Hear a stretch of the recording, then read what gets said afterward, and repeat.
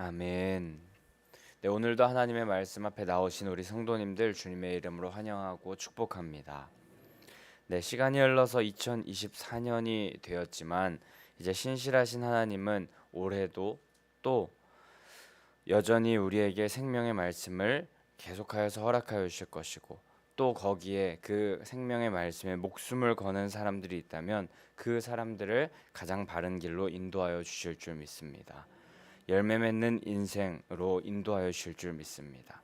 하나님께서 계획해 놓으신 안전하고도 완전한 그 길을 끝까지 걸으시는 우리 믿음의 성도님들 되시길 축복합니다.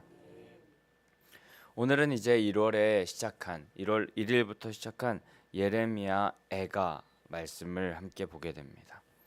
어제 부목사님이 말씀해 주셨듯이 예레미야 애가는 예레미야 선지자의 슬픈 노래입니다.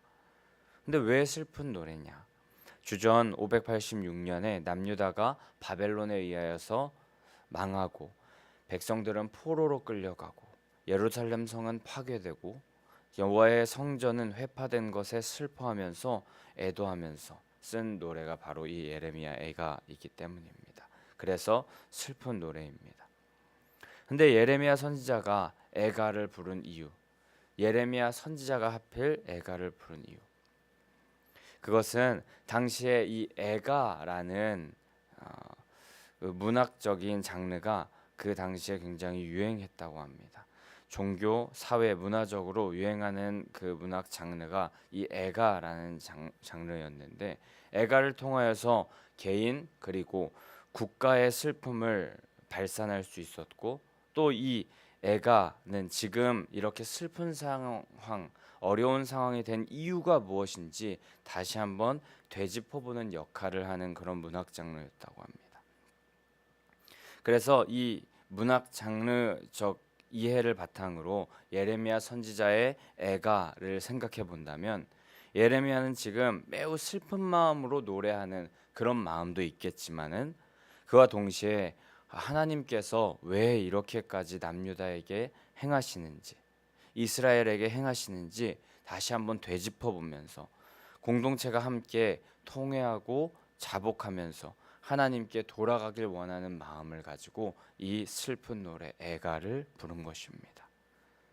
이렇게 그저 슬픈 마음만 가지고 노래를 부르는 것이 아니라, 왜 우리가 이렇게 되었는지 하나님께로 다시 돌아가길 원하는 마음으로 이 노래를 불러야만 미래에 희망이 있기 때문에 예레미야 선지자는 이런 마음을 가지고 애가를 부른 것입니다. 현실의 상황은 매우 슬프고 힘들지만, 그때 힘든 상황에 초점을 맞추고 문제에 초점을 맞추고 그렇게 계속 그 문제와 어려움에 집중하게 된다면 희망은 없고 아무런 소망도 발견할 수 없을 것입니다. 하지만 슬프고 비통한 그 상황 가운데 다시 한번 하나님을 바라보고, 또 이 상황이 왜 이렇게 일어났는지 우리의 죄악된 모습을 다시 한번 하나님 앞에 회개하면서 나아간다면 희망이 생기게 될 것입니다. 여호와를 붙잡고 의지하면서 그분을 신뢰한다면 슬픔 대신 희락을, 재 대신 화관을 허락하시는 분이 하나님이시기 때문입니다. 우리 교회와 각 개인에게 2024년 이 애가를 처음 말씀으로 주시는 이유가 무엇일까 생각해 보았습니다. 힘차게 한 해를 시작할 수 있는 그런 다른 말씀들도 많을 텐데, 왜 예레미야 애가를 우리에게 묵상하게 하셨을까 생각하는데, 하나님은 공의로 반드시 죄에 대해서는 심판하시고, 그로 인하여서 우리도 바벨론 포로가 된 이스라엘과 같이 슬픈 노래를 부를 수 있는 상황에 다다를 수 있겠지만, 그 슬픈 노래를 부르는 현실에서 일어나서 하나님을 붙잡게 된다면 반드시 미래의 영광스러운 회복이 허락된다는 그 말씀을 우리로 하여금 2024년에 붙잡으라고 하시는 말씀인 것 같았습니다. 2024년을 시작하시면서 잠깐 기분 좋아지는 그런 말씀, 또 너무 달기만 한 말씀, 기쁨, 소망, 즐거움의 메시지만 골라서 붙잡으려는 우리의 마음은 내려놓고 애가를 묵상하게 하시는 그 하나님의 마음을 우리가 다시 한번 헤아리기를 소망합니다. 각자의 죄, 또 우리 공동체의 죄, 나라의 죄, 회개하고 통회하면서 주님께로 돌아가서 하나님께서 회복시키실 희망과 소망을 꿈꾸는 우리 성도님들 되시기를 주님의 이름으로 축복합니다. 네, 그래서 오늘은 이 슬픔의 시, 슬픔의 노래 애가 2장의 말씀을 함께 봅니다. 오늘 말씀을 통하여 결국에 하나님께 돌아오는 인생이 가장 의미 있음을 기억하면서 소망을 오직 하나님께만 두는 우리 모두가 되기를 소망합니다. 오늘 말씀 1절에 보면은 슬프다라는 말씀으로 오늘 애가가 시작됩니다. 주님께서는 진노하사 딸 시온 즉 이스라엘을 구름으로 덮으셨다라고 그렇게 말씀하십니다. 근데 원래 구름이라는 단어는 구약에서 사용될 때에 출애굽기 13장 22절에 우리가 잘 알듯이 낮에는 구름 기둥, 밤에는 불 기둥으로 하나님께서 선하게 인도하시는 안전하게 인도하시는 그런 장면에 이 구름이라는 단어로 우리가 자주 보았습니다. 하나님의 보호하심을 상징하고 성경 곳곳에는 이 구름을 하나님의 임재를 상징하는 그런 단어로 사용하곤 합니다. 아주 긍정적인 표현으로 사용하는 것입니다. 하지만 오늘 1절 말씀의 구름은 부정적인 의미로 사용이 됩니다. 빽빽하게 껴있는 진노의 구름으로 인하여서 햇살이 들어올 틈조차 없다는 의미의 구름입니다. 짙은 먹구름이 시온, 이스라엘 백성들을 완전히 뒤덮어버린 것입니다. 또한 1절에 계속하여서 이스라엘의 아름다움을 하늘에서 땅에 던져버리셨다라고 그렇게 표현이 되어 있습니다. 이것은 이스라엘이 누렸던 과거의 영광, 예루살렘의 아름다움이 모두 산산조각 나버렸고 파멸되어 버렸다라는 것을 의미합니다. 우리가 소중한 것을 일부러 깨뜨리는 사람은 없을 텐데요. 하나님은 이스라엘 백성들을 오늘 하늘에서 땅에 던져서 깨뜨려 버리셨다 말씀하시는데 이 말인즉슨 하나님은 이제 이스라엘을 소중히 여기지 않으시고 관계 맺고 싶어하지도 않으시는 마음에 하늘에서 땅으로 그들을 던져서 깨뜨려 버리신다는 것입니다. 그리고 1절 말씀 마지막 하반부에 보게 되면 그의 발판을 기억하지 않으신다라고 기록하는데 이 발판은 하나님의 발판, 즉 하나님의 임재를 상징하는 법궤 혹은 법궤가 보관되는 성전을 의미한다고 합니다. 그런데 그것 또한 하나님께서 하나님의 성전 또한 기억하지 않으시고 이방 민족들에게 철저히 짓밟히도록 내버려 두시겠다라는 그런 의미입니다. 하나님의 진노가 크다는 것이 이 1절 말씀만 보아도 너무나도 생생히 느껴집니다. 하지만 계속하여서 2절에서 하나님은 야곱의 모든 거처, 즉 유다의 주요 도시 그리고 국방의 초석이 되는 유다의 견고한 성체 그리고 지도자들 모두 수치를 당하게 하시면서 유다를 바닥 끝까지 끌어내리셔서 처참하게 만들어버리겠다는 하나님의 진노의 모습 또한 2절에서 우리가 볼 수 있습니다. 3절 말씀에서는 계속하여서 하나님의 맹렬한 진노가 계속하여서 보여지는데요. 모든 뿔을 자르셨다라고 기록이 됩니다. 그런데 이 뿔 또한 승리와 구원을 의미하는 그런 단어가 바로 이 뿔입니다.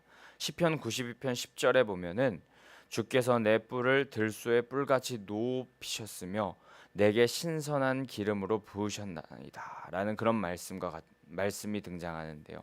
이처럼 뿔은 여호와 하나님께서 주시는 힘과 능력으로 승리하고 구원할 수 있다라는 것을 의미하는 그런 단어가 뿔이었는데 이 뿔을 잘라내 버렸다라는 것, 그것은 이제 패배와 파멸뿐임을 말씀하시는 것입니다.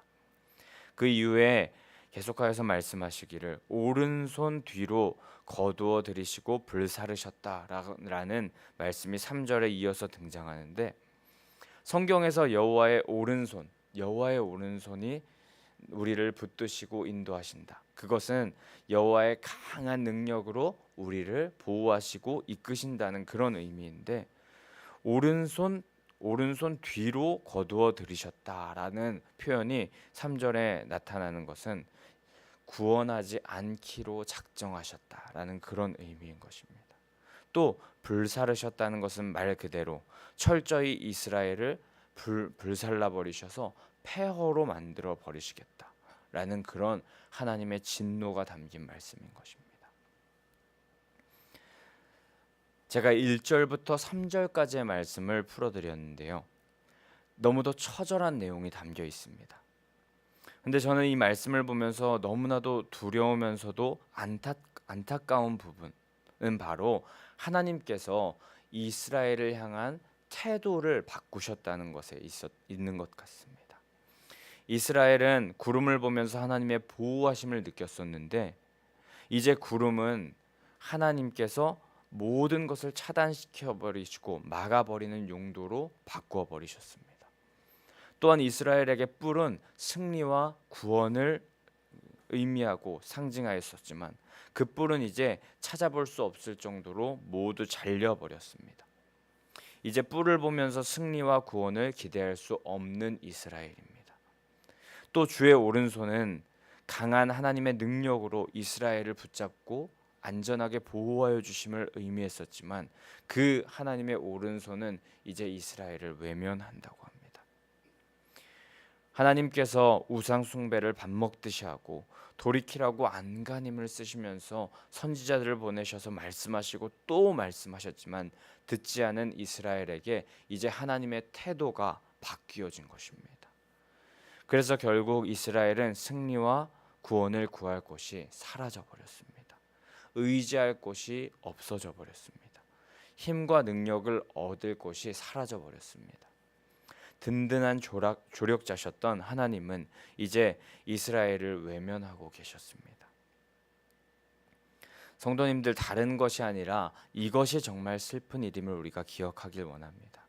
하나님과 상관없어지는, 하나님께서 우리를 향한 태도를 바꾸셔서 우리와 상관없어지는 이런 이스라엘과 같은 상황, 이것이 너무나도 안타까운 상황이고 또 두려운 일이며 어떤 소망도 가질 수 없는 절망적인 상황이라는 것.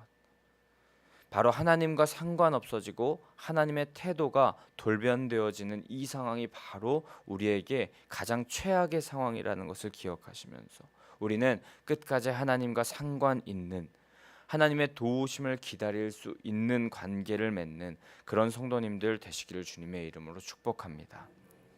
하나님께서 우리의 기도를 들으시며 전과 동일하게 우리를 사랑하여 주시며 주님의 오른손으로 우리를 품어주시며 또 구름 기둥으로 선하게 인도하여 주심을 누리면서 느끼면서 사는 것이 진정한 행복의 삶이라는 것을 기억하시기를 소망합니다. 정말 이 모든 것, 하나님께서 모든 것을 허락하여 주신 이 오른손으로 품어주시고 뿔을 우리에게 주시고 또 구름을 허락하여 주신 모든 것이 당연하다고 생각하지 않기를 원합니다. 우리를 매일매일 은혜로 돌보셨고 우리를 은혜로 책임져 주셨음을 우리가 기억하면서 우리 그 주님을 배반하고 주님을 돌아서는, 주님 앞에서 돌아서는 사람이 되는 것이 아니라 항상 감사와 찬양과 경배를 올려드리는 하나님과 관계 있는 성도님들 되시기를, 또 우리의 인생이 되기를 간절히 소망하고 축복합니다. 계속하여서 4절과 5절에서는 하나님께서 이스라엘의 대적이 되셨음을 계속하여서 또 말씀하고 계십니다. 우리 4절 5절 말씀 함께 한 목소리로 한번 읽어보았으면 좋겠습니다. 시작. 원수같이 활을 당기고 대적처럼 오른손을 눈에 아름다운 모든 자를 살육하셨. 딸 시온의 장막에 그의 노를 불처럼 쏟으셨도다. 주께서 원수같이 되어 이스라엘을 삼키셨으며 그 모든 궁궐들을 삼키셨고 견고한 성들을 무너뜨리사 딸 유다의 근심과 애통을 더하셨도다. 아멘. 오랫동안 우상 숭배에 젖어 하나님의 말씀을 무시한 이스라엘은 결국에 하나님의 심판대 위에 놓이게 된 것이고 회개하지 않은 이스라엘은 결국에 하나님의 진노 가운데 하나님과 원수가 되면서 하나님과 대적의 위치에 서 있게 된 것입니다. 하나님의 자녀, 하나님과 함께 하나로 그렇게 살아갔던 그 이스라엘이 이제 하나님과 대적, 원수의 위치에 서게 되었다는 것입니다.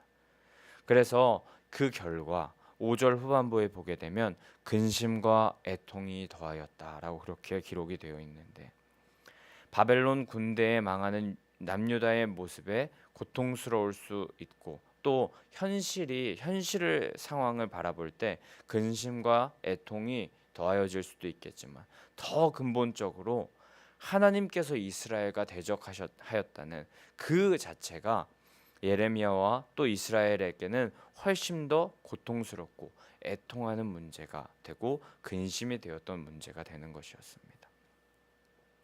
하나님을 떠나서 우상을 섬기고 또 불순종과 죄악에 물드는 자들, 그런 자들은 현실의 상황에 근심하고 또 애통하는 그런 상황에 직면할 수도 있겠지만, 그와 동시에 하나님을 떠나서 불순종과 죄악에 물드는 자들은 그 마음에 평안과 기쁨, 만족이 전혀 존재할 수 없다는 것입니다. 하나님과 대적하는 대적자들의 마음에는 고통과 근심, 번민과 슬픔, 불안만이 가득할 수밖에 없습니다. 왜냐하면 평안을 주실 수 있는 분, 기쁨과 즐거움을 주실 수 있는 분은 오직 하나님이시기 때문입니다. 평안을 너희에게 끼치노니 곧 나의 평안을 너희에게 주노라. 내가 너희에게 주는 것은 세상이 주는 것과 같지 아니하니라. 너희는 마음에 근심도 말고 두려워하지도 말라. 아멘. 요한복음 14장 27절의 말씀입니다. 하나님의 평안은 우리의 마음의 근심과 두려움을 떠나게 만들고 진정한 평안, 세상에 줄 수 없는 평안을 갖게 하십니다.